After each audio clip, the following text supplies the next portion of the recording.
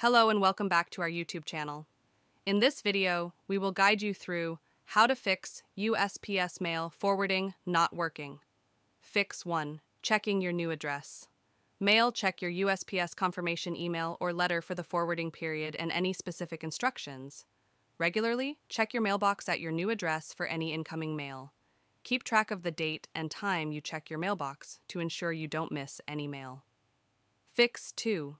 Investigate vacation replacement. While rare, one reason for mail forwarding issues could be due to regular post office employees being on vacation and temporary replacements not handling the forwarding correctly. Verify if this is the case before assuming other reasons. Fix 3. Consider private mailbox services.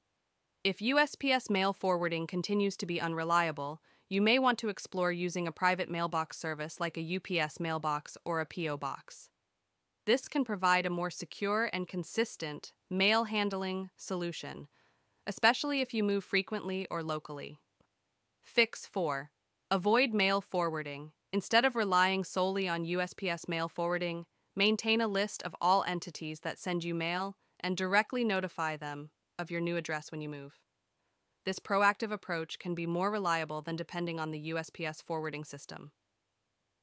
Fix 5. Contact USPS customer service.